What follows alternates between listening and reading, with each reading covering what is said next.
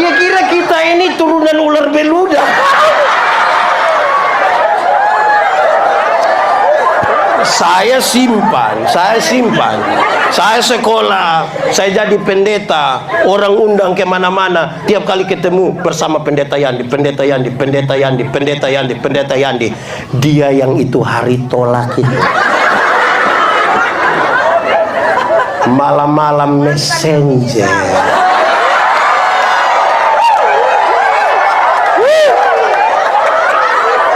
Saya hampir abaikan sebenarnya. Jadi saudara, orang ingin membangun konsolidasi dan persatuan mulai dari penerimaan diri. Kalau belum bisa menerima diri, kita tidak tahu apa yang Tuhan taruh di kita untuk kita mengeksplor itu menjadi bagian yang penting bagi banyak orang. Amin. Saudara tidak hidup untuk dirimu sendiri. Tuhan Allah tidak suka kalau semua orang berpusat pada dirinya, karena kita sosial, masuk sosial. Kita ditakdirkan tidak bisa terpisah dengan orang lain. Ya kan? Saya punya teman-teman yang biasa meditasi sendiri-sendiri di hutan. Mereka datang kalau kita bertengkar sedikit dengan istri, dong bilang, masa kamu bertengkar? Orang seperti saya tidak pernah bertengkar. Saya bilang, iya karena engkau tinggal di hutan. Kalau engkau tinggal di hutan, pohon mana kasih tersinggung engkau? Ini kita hidup dari istri. Istri ini dia punya emosi naik turun. Betul ibu-ibu. Bapak-bapak. Di sini tidak ada bapak-bapak. Bapak-bapak. Kalau saudara punya masalah dengan teman kantor dan teman di gereja, mungkin saudara bisa abaikan. Pergi masing-masing sibuk dan di pekerjaan, pulang lupakan itu. Jangan coba-coba masalah dengan istri. Dia punya beban tuh bertumpuk-tumpuk. Kita bangun tidur, dia di sebelah. Belum sisir rambut lah. Kita ke dapur, ada dia di situ.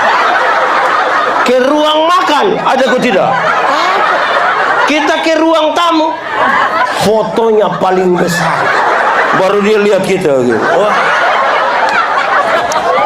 Diri selesai, keluarga selesai, berjumpalah dengan orang lain. Amin kak? Itu pertama. Kedua saudara, jiwa yang terkontaminasi dosa. Jiwa yang terkontaminasi dosa itu jiwa yang bermasalah. Kenapa? Saudara lihat, Adam, kenapa kau makanin buah? Ini perempuan, kenapa kau makan? Dia tunjuk, ulah. Baku tuduh. Ini kan terkontaminasi dosa, suka baku tuduh. Di Halmahera ada yang tukang tuduh. Ada. Interpretasi itu harus dibangun di atas data. Harus ada bukti. Tidak bisa bicara-bicara tanpa kenyataan. Kalau tidak, itu jiwa bermasalah. Saudara, ada satu perempuan dewasa, laki-laki dewasa, bukan suami istri. Mereka berdua masuk satu kamar, kunci pintu, kasih mati lampu. Saudara duduk begini, terus saya datang, saya tanya, siapa di kamar itu? Saudara bilang, Pak ini dan ibu itu. Pertanyaan kedua, dorang dua ada buat apa di situ? Yang jiwa bermasalah akan bilang, tahu sendiri Pak.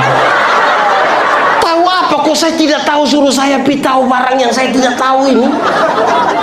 Harusnya ketika saya tanya, dorang dua ada buat apa di situ? Yang jiwanya baik akan bilang begini, minta maaf Pak Pendeta, saya tidak tahu. Tapi kalau dia bilang, tahu sendiri, itu positif atau negatif? Negatif. Kalau mau tambah yang positif. Dorang dua ada buat apa di situ? Minta maaf Pak Pendeta, saya tidak tahu. Kemungkinan besar dorang dua ada berdoa Bapak.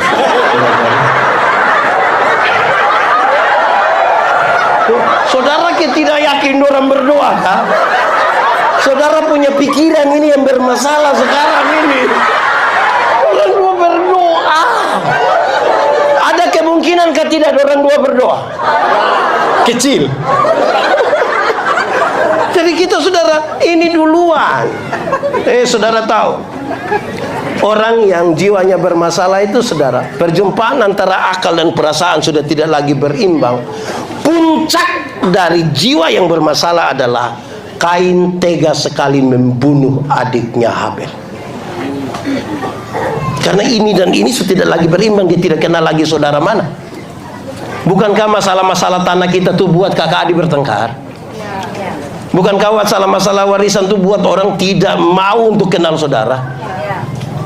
Bukankah ipar-ipar bikin tambah masalah di dalam kami rumah tangga? Ini juga soal.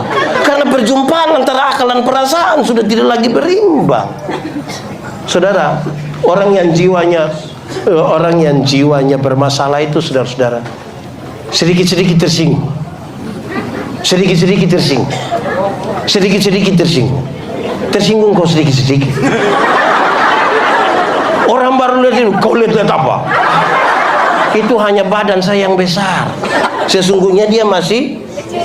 Makanya di Kupang kalau dia tersinggung di banyak orang, orang suka baku korek. Karena ini dan ini tidak lagi berimbang. Perjumpaan antara akal dan perasaan tidak lagi berimbang. Dan itu kita punya soal.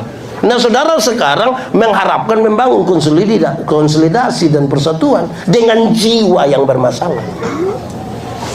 Orang yang jiwanya bermasalah itu saudara, orang lain yang beli kulkas, dia yang kedinginan di rumah.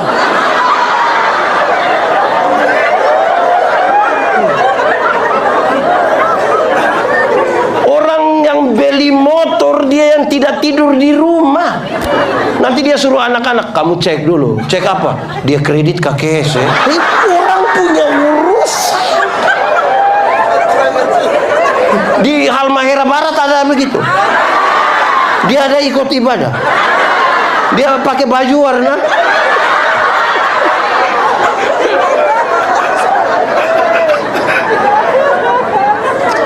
Saudara tahu, saya ingin bilang pada saudara, orang-orang yang ikut Tuhan Yesus, yang setuju pada kebangkitannya dan terinspirasi bahkan membiarkan roh kebangkitan itu menguasainya, dia ingin mengatakan sesuatu. Tuhan bilang begini, jangan gelisah hatimu. Kenapa? Masalah buat kita gelisah, tapi jangan gelisah. Kenapa? Akulah jalan. Cek.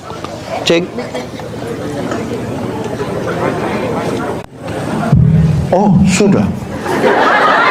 Ini mic pun jiwa bermasalah. Oke, cek. Orang yang, siapa suara lain? Saya juga heran itu. Jangan gelisah hatimu. Apa yang membuat kamu gelisah? Masalah. Oke, soal bukan soal. Cara yang menangani soal yang biasanya jadi soal. Yesus kasih tahu, akulah jalan, akulah cara, akulah metode. Kalau engkau berjumpa dengan masalah-masalah dalam hidupmu, pakailah cara-cara yang aku lakukan.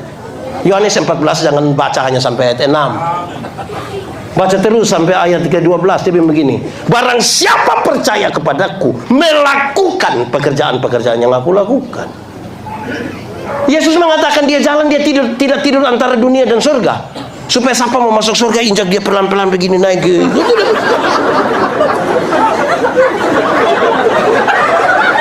Kita bikin masalah baru. Saudara lihat, ini mengaku percaya pada Tuhan semua. Ini mengaku percaya pada Tuhan Yesus. Amin. Percaya pada kebangkitan kuasa. Oke. Saudara mengaku percaya, baru saudara melakukan apa yang Yesus lakukan. Saya biasa pakai contoh ini.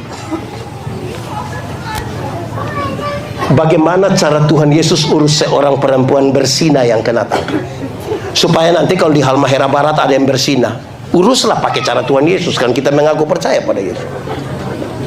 Ini perempuan ditangkap, bawa kepada Tuhan Yesus di hadapan banyak orang. Ada setempat mengatakan perempuan itu harus dilempar sampai mati. Tuhan Yesus bilang begini, siapa rasa diri tidak berdosa silakan angkat batu lempar duluan. Ada yang lempar? Yesus tanya ini perempuan, dorang di mana? Dorang sudah pulang, Bapak. Engkau pergilah dan jangan berbuat dosa lagi. Waktu Tuhan Yesus bilang pergilah dan jangan berbuat dosa lagi, Tuhan Yesus tidak kompromi dengan dosa. Dosa tetap dosa. Tapi pada perempuan pendosa ini Tuhan Yesus beri kesempatan baru, bahwa masa lalu tidak bisa dirubah, tapi sekarang masa depan bisa dirancang di dalam nama Tuhan. Mau konsolidasi di mana kalau tiap hari hanya bicara dia punya persinahan? Nah, sekarang saya tanya saudara, ini bapak-bapak, sekarang saya mau tanya, bapak-bapak, kalau satu saat ketahuan istrimu berselingkuh dengan teman kantor, bisa urus pakai cara Yesus? Ini kita mau konsolidasi nih. Bisa urus pakai cara Yesus? Bilang kepada istri, mama, pergilah dan jangan berbuat dosa. Bisa. Weh, kami di NTT susah bapak. Kami di NTT akan bilang, mama pergilah dan jangan pulang lagi. Saya mau tanya ibu-ibu dulu. Ibu-ibu, di sini tidak ada ibu-ibu. Oh, ibu-ibu, kalau satu saat ketahuan suami berselingkuh dengan teman kantor, bisa urus pakai cara Yesus? Bisa. Cari suami terus bilang, papa, pergilah dan jangan berbuat dosa lagi. Pasti papa bilang, puji Tuhan. Banyak ibu-ibu tidak urus begitu. Sebagai pendeta kan kami urus banyak orang begitu. Banyak ibu-ibu selalu pakai bahasa Kupang. Dia berdiri di pintu, dia bilang, lu kira lu sendiri yang bisa? Jangan lihat umur 40 begini bapak, tapi berapa yang kecewa. Ini konsolidasi putus di situ bapak. Jadi mengaku pengikut Kristus, wah, saya kadang-kadang repot dengan banyak orang. Sedikit-sedikit darah Yesus berkuasa, Tuhan Yesus tolong, relasinya bermasalah. Lalu kita bicara konsolidasi dan persatuan. Saudara tahu, bicara tentang iman. Iman itu dasar dari yang kita harapkan. Dasar itu funderen. Dasar dari yang fondasi yang kita harapkan tuh cita-cita, idealisme masa depan. Anda mau jadi yang paling kaya silakan, paling cantik silakan, paling apa silakan, tapi di atas dasar apa saudara bangun, itu menjadi penting. Bukti dari yang tidak kita lihat, bukti dari yang tidak kita lihat. Bukan pada saat orang ingin banyak melihat baru percaya. Iman mengatakan tidak melihat tapi percaya. Saudara lihat, dia bilang begini, bukti dari yang tidak lihat. Para arsitek, kalau dia mau gambar satu bangunan, dia taruh duluan di sini tentang sesuatu yang tidak kelihatan. Kamar di mana, ukuran berapa, tangga di mana, pintu di mana, jendela. Beres di sini, baru dia tuangkan itu di atas kertas yang kelihatan. Membuktikan dari apa yang dia taruh di sini. Dari apa yang kelihatan itu kemudian dia taruh sekarang mulai kerja itu bangunan. Waktu bangunan megah itu bangun, semua orang terkagum-kagum dengan bangunan itu kan. Tapi titik-titik terkuat dari bangunan itu tidak dilihat oleh orang lain. Cakar ayam di mana itu orang dong dapat lihat. Dengan foto-foto di muka kantor bupati, saudara tahu dia punya titik terkuat dari itu kantor bupati. Siapa yang paling tahu itu titik terkuat dari itu bangunan? Kemungkinan hanya dua orang, yang menggambar dan yang mengerjakan. Kita sementara belajar untuk membangun sesuatu karena iman. Satu saat Tuhan Yesus, ini video saya beredar luas di mana-mana. Ketika saya bicara tentang satu-satuan, Yesus urus orang-orang yang rampas jabatan itu, baku rampas jabatan. Di sini ada yang baku rampas jabatan.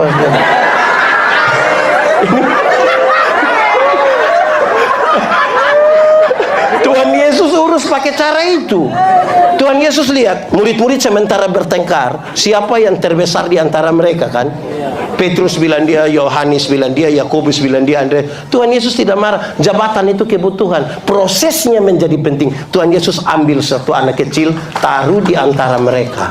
Terus Tuhan Yesus bilang begini, barang siapa hendak menjadi terbesar di antara kamu, hendaklah dia menjadi yang terkecil. Selesai.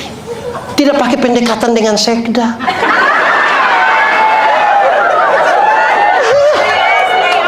Di sini ada yang biasa pendekatan. Yang terbesarnya, saya punya video itu mengatakan begini. Tahun 2009 saya ini ketua Panwaslu. Saya begini-begini ketua Panwaslu. Saya juga heran. Datang 1-2 caleg, dia bilang kepada saya, Pak Pendeta, yo, kira-kira menurut Pak Pendeta saya bisa jadi anggota dewan atau tidak? Saya bilang, yang macam Bapak begini tidak bisa. Hei, kok Pak Pendeta yakin sekali? Yo, kenapa? Kok Bapak ini saya minta jadi penatua diaken yang hanya urus 20 kakak, saya Bapak tidak mau. Tapi Bapak mau urus kami yang banyak begini, saya yakin tidak jadi. Pas habis pemilu dia tidak terpilih. Dia datang cari saya, Pak Pendeta. Kenapa? Ternyata Bapak mulut panas betul. Saya bilang ini bukan mulut panas. Anda yang tidak terbiasa setia pada perkara-perkara yang kecil. Firman Tuhan bilang kalau engkau setia pada perkara-perkara yang kecil, kepadamu dia anugerahkan. Anugerahkan itu berarti duduk diam-diam kok dia kasih. Bukan pas mau pemilu baru cari saya ke bilang, kita dua saudara. Saudara apa muka beda? Tidak bisa. Setialah duluan pada perkara-perkara yang kecil. Itu cara Tuhan Yesus suruh. Mau apa? Itu serius. Suatu saat Tuhan Yesus urus sebuah dilema pajak. Dilema pajak yang serius. Dari pertanyaan yang jawabannya gampang dengan risiko besar. Waktu Tuhan Yesus ditanya, boleh bayar pajak kepada kaisar atau tidak? Jawabannya gampang kan? Risikonya besar. Kalau Tuhan Yesus bilang boleh bayar pajak kepada kaisar, ribuan orang pengikut Yesus pasti meninggalkan Yesus karena pajak waktu itu terlalu mahal. Tapi kalau Tuhan Yesus bilang tidak boleh bayar pajak kepada kaisar, maka Yesus akan dianggap memprovokasi masyarakat untuk melawan pemerintah. Dia pasti akan ditangkap. Tuhan Yesus bilang, tunjukkanlah kepadaku uang untuk pembayaran pajak itu. Tuhan Yesus tanya, gambar dan tulisan siapa ini? Kaisar. Berikan pada kaisar apa yang wajib kamu berikan pada kaisar. Tapi berikan pada Tuhan apa yang wajib kamu berikan pada Tuhan. Itu bukan soal perpuluhan. Itu bukan soal uang. Gambar dan tulisan siapa ini? Kaisar. Karena tertulis ada kaisar, gambar dan tulisan, kasih kaisar di situ. Tapi Alkitab mengatakan kamu adalah gambar dan tulisan Allah. Berikan uangmu pada kaisar, tapi berikan dirimu pada Tuhan. Dan bukan uangmu, diri yang kita kasih. Supaya jangan ada orang bilang, Pak Pendeta, saya memang tidak ke gereja Bapak, tapi saya punya persembahan pergi terus. Hah? Di surga tidak ada kios jual Indomie. Kita tidak sementara kumpul itu. Nah, di sini ada. Ini kita pun soal. Satu saat Tuhan Yesus urus sebuah dilema sosial dari pernyataan yang berat. Ketika Tuhan Yesus bilang begini, kalau ada seorang menampar pipimu yang satu, ada orang menampar pipimu yang kanan, berikan juga pipimu yang kiri. Di Halmahera Barat ini ada yang bisa begitu. Saya taruh dia di sini berdiri, Bapak Pendeta minta maaf ini lagi. Di sini ada yang bisa begitu. Apa yang maksud Tuhan Yesus? Kalau ada orang menampar pipimu yang kanan, dia akan pakai tangan kiri. Tradisi Yahudi mengatakan tangan kiri hanya boleh pakai untuk pegang barang haram, atau tangan kiri itu cara pertama menampar pipi kanan pakai tangan kiri, atau yang kedua dia akan menggunakan punggung tangan kanan. Tradisi Yahudi mengatakan punggung tangan kanan digunakan oleh para tuan untuk menampar budak-budaknya. Sekarang Tuhan Yesus saja, kalau ada orang menampar pipimu yang kanan, menganggap engkau haram atau engkau budak, berikanlah pipi kiri, supaya dia mengangkat tangan kanannya. Di situ dia tahu bahwa di hadapan Tuhan kita sama. Kita mungkin punya status sosial berbeda, tapi di hadapan Tuhan kita sama. Amin. Supaya kita punya penghargaan pada kemanusiaan, ada dong. Ada satu pendeta mau pergi pelayanan, pakai motor, tiba-tiba ban motornya pecah. Tiba-tiba ada yang anak-anak tambal ban ada dekat-dekat ini. Aduh, puji Tuhan, amin, haleluya, Tuhan engkau telah menunjukkan jalan. Adeh, tolong tambal om pendeta punya ban motor ya. Ya, 2 menit dia bilang, cepat. Orang tunggu saya ini. Lari, cepat ya. Cepat. Ini anak juga kerja cepat. Dikasih uang, Pak Pendeta jalan 10 meter, ban pecah lagi. Pak Pendeta marah. Pak Pendeta bilang, hai, kau tambal bagaimana? Kau kira saya pun pekerjaan ini sama kayak kau? Orang tunggu saya di sana. Kerja bagaimana? Terus ini anak jawab, Pak Pendeta, hanya Pak Pendeta pun pekerjaan saya yang penting. Yang saya pun tidak penting. Saya pun tidak penting. Yang saya pun tidak penting ini, yang Pak pun ban akan picat terus.